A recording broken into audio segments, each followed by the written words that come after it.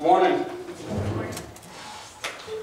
For those of you who are not here for Bible class, my name is John Scott. I am a student from Southeast. I was actually a student during the exciting and fantastic tenure of Jacob Evans.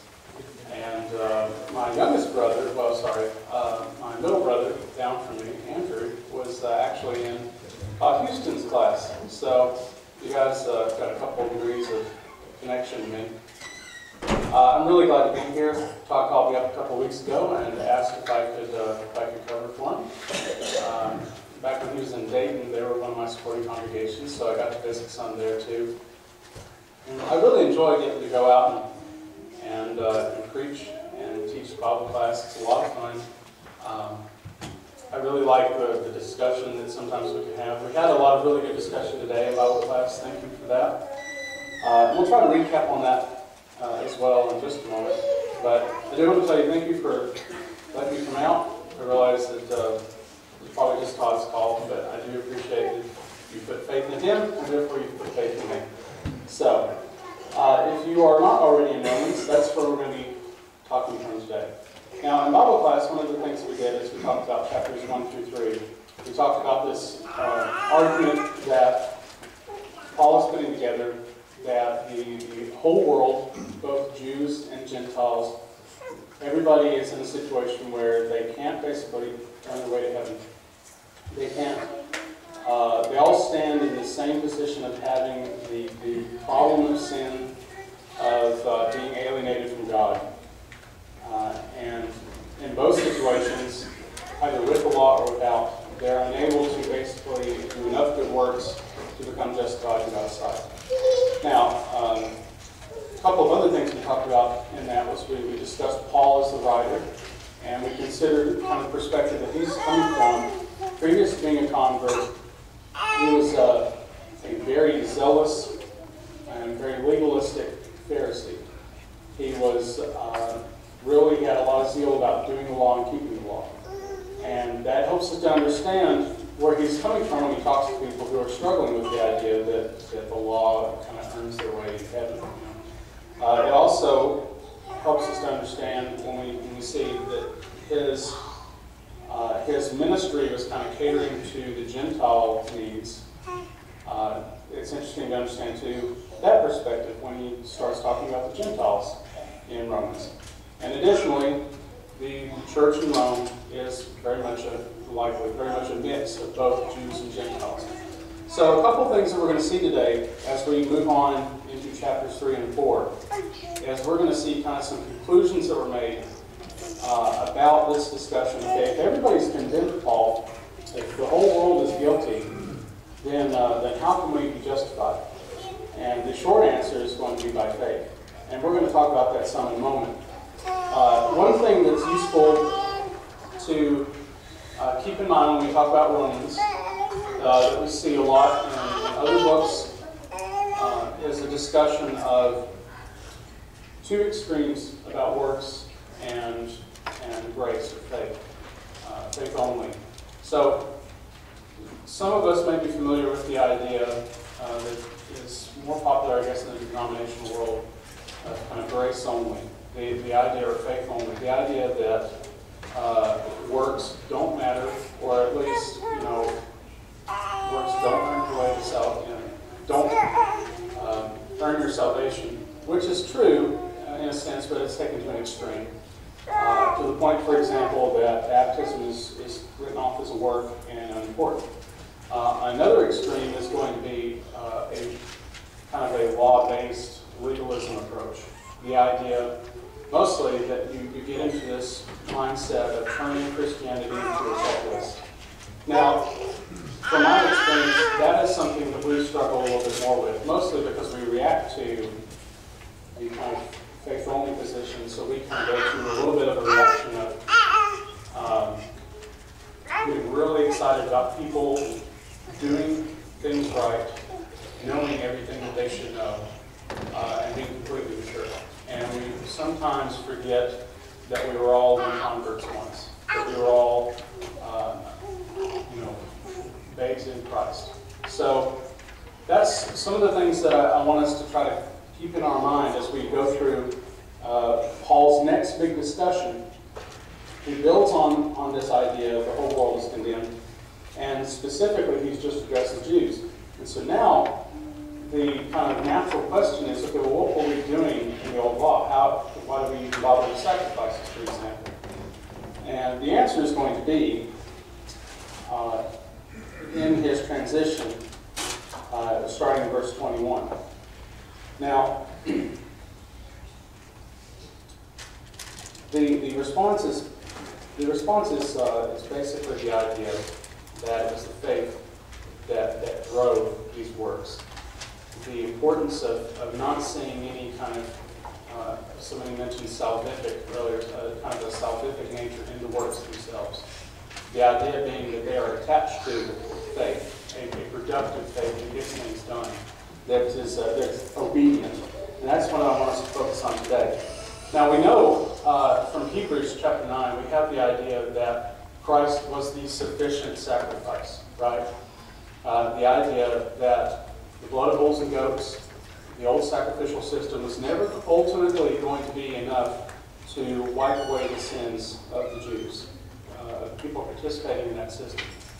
But instead, they pointed to, and were kind of relying upon, the perfect, sufficient sacrifice of Jesus Christ, right? And similar to that, the reason that they were able to do that was because of the faith that was involved, the obedient faith that drove any of those actions. And that relates to us today as well. And that can be seen in Romans chapter 3, verse 25, which we read today in our reading, which I appreciate, by the way. This idea that because in the forbearance of God, he passed over the sins previously committed. The idea being that the systems before whatever arrangements were had between God and people, whether it be within the law or things like the patriarchal system or any other relationships that we can think of, the reason that those things are valid is because they point to the future. They point to Christ, who have become, as it says, the propitiation. Now, another thing that's going to happen is he's going to stress the idea of this unity concept between the Roman Gentiles and Roman Jews. The idea in verse 29 that, let's just read that. Let's start at verse 27. Where then is boasting that is excluded? By what kind of law? Of works? No, but by a law of faith. For we maintain that a man is justified by faith apart from works of the law.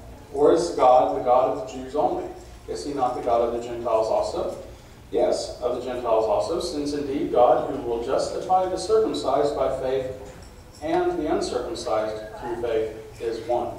The idea being, first of all, he is reminding them that they're both in the same position, but he's also reminding them that they are both guilty, they're both saved by grace and faith, and they're both being justified by the same one God.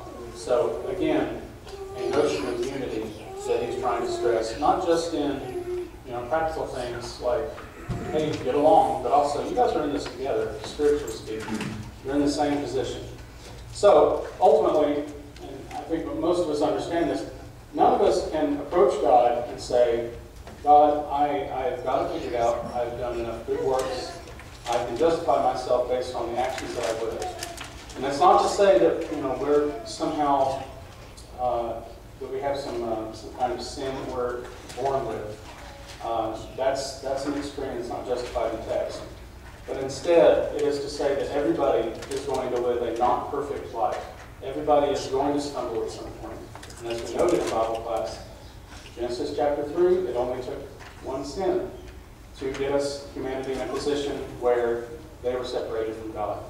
So the idea being that everybody, including everybody in this room, including everybody on the face of this planet, all 7+ billion of us, all of us are in a situation where we're going to stumble, we're going to fall short. And because of that, we need somebody who is perfect to help us be reconciled to God. We need Jesus Christ. Now that's going to be that's going to be something we'll touch on here in just a second. But Paul is about to then, as he makes this move into chapter 4, he's going to make this a case study, if you will, out of Abraham, the Old Testament patriarchal champion of their faith. You know, Abraham is the man, and especially in the mind of the Jews. And so what he's about to do is he's about to take a look at his life and say, okay, well, everybody understands that he is a justified person. Let's look at why. Now, in verses 9 through 10 especially, let's read those as well, if you will. Is this blessing then on the circumcised or on the uncircumcised also? For we say, faith was credited to Abraham as righteousness. How then was it credited? While he was circumcised or uncircumcised? Not while circumcised, but while uncircumcised. So, one of the things that we see here is first of all, the important concept that faith was credited to him as righteousness. The idea being that regardless of the actions that he was expected to engage in, that God asked him to do, the works, if you will, it was the faith that drove those works that was credited to him as righteousness. The second important thing we can take away from this is this idea that it was while he was uncircumcised. It was before the law. It was before even the circumcision, this covenant with Abraham. So the idea here being back to the Gentile and Jewish problem. Both of them experience the same problem. Now, as he goes on, we see, as we noted, this notion of being justified in a pre-law, pre-covenant era. But the promise was not through the law. It wasn't through the law that the Jews are so excited to follow. It was instead through righteousness of faith. Now, this is going to be significant to us today when we think about how do we remain faithful and how are we saved. When we have our situation today as Christians, how, knowing that I have sinned following him, am I supposed to be saved? Now, regardless of going down and talking about the 5 steps, regardless of going into a big explanation of what we have to do to be saved, everything that drives that model, everything that drives the idea of I can have a relationship with God again, is driven by the idea of an obedient faith. You know, we hear, we believe, confess, repent, be baptized. When we do those things, the faith is what is driving all the rest of those actions, or those steps, if you will. It's baptism, for example. If I don't have faith, we don't have a baptistry here. If I don't have to have one back, if I have faith, I think most of us would agree that I need to then become baptized, and then I'm part of the body. If I just decide that I want to get into that tub thing back there, and I don't have any kind of understanding about faith, I don't have really any faith, is anybody here going to question that is just me getting wet?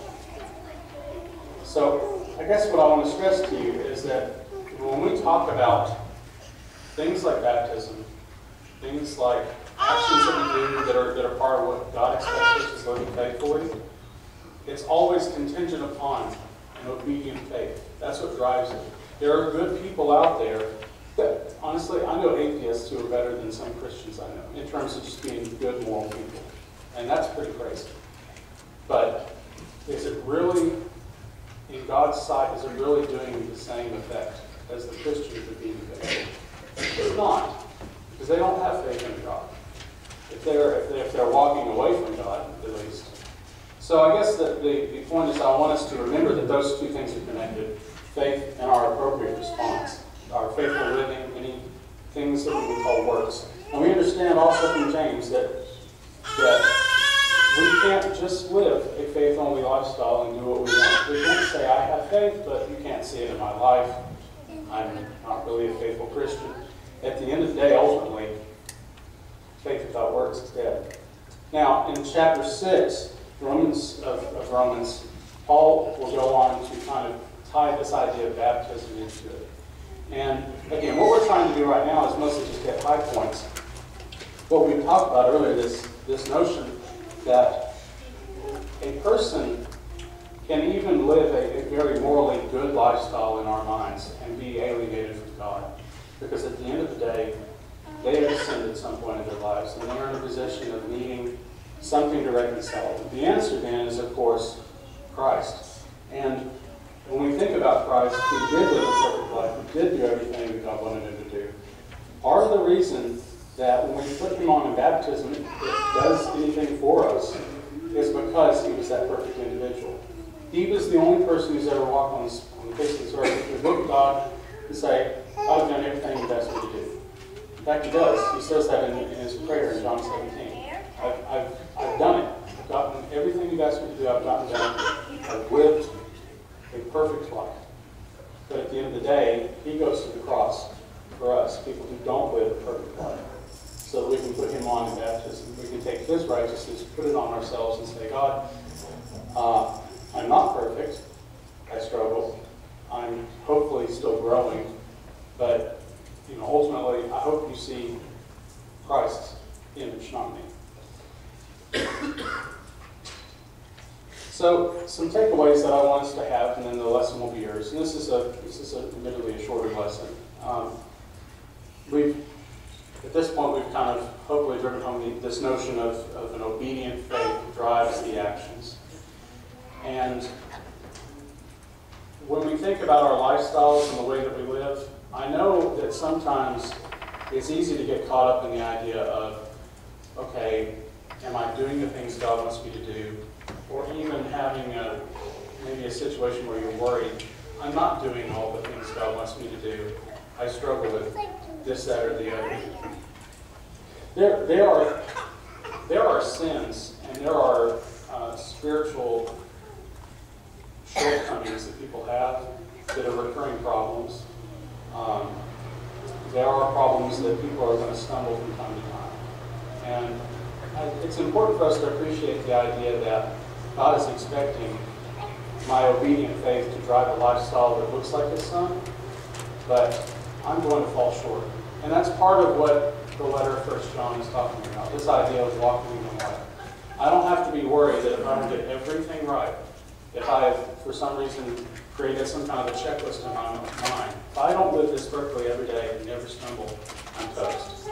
That's not the case. In fact, we can live confidently knowing that God's gracious about that. That if we're walking in the light as He is in the light. In addition to that, I want us to be thinking about the idea of being careful about not going obviously to the extreme of everything's faith only. So all I have to do is acknowledge that I have some kind of intellectual faith in God, and I can live however I want. It doesn't matter. That's an extreme, and that's an unbiblical extreme. But the other thing that we can do if we're not careful is we can turn into modern-day Pharisees. And admittedly, I don't know this congregation as well as I'd like to. I have very high confidence that you all do not struggle with this balance. But I just want to have this in our minds. And I want to hopefully convey this to other people that we know.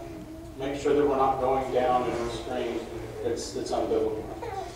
So we cannot be justified without faith. And Christianity is not a works-based salvation model. Now, my last little encouragement for us is if you haven't read Romans recently, read it. It's a really cool, exciting book. It gets a lot of. I think it can be neglected some in the church today.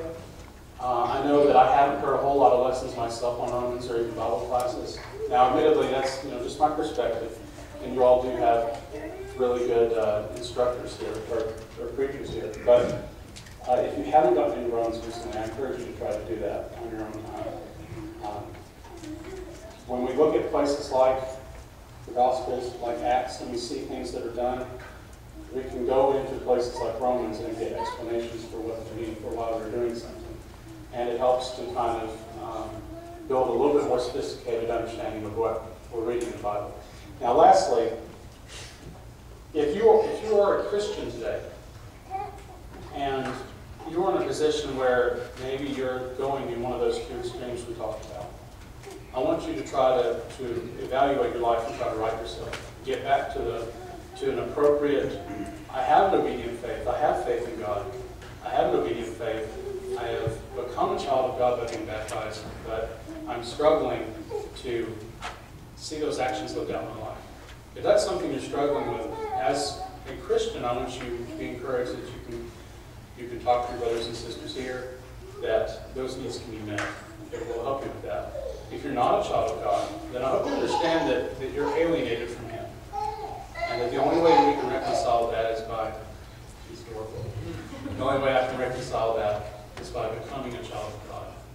And it is a great blessing to be a child of God. I can tell you by coming, we go out and preach a lot. As students, we get opportunities to come and talk to people like you. And I can tell you, as a child of God, one of the perks is being able to have a godly family. And I hope that you all are encouraging each other. I get that impression, and that is the impression that I've gotten from both Todd and Jacob, that you guys are an excellent group. And in the past, when I visited here, I've really enjoyed being around you. So if you're not a part of this family, if you're not a part of God's family, I encourage you to become a part of that. If you have any needs, please make the comments and stand.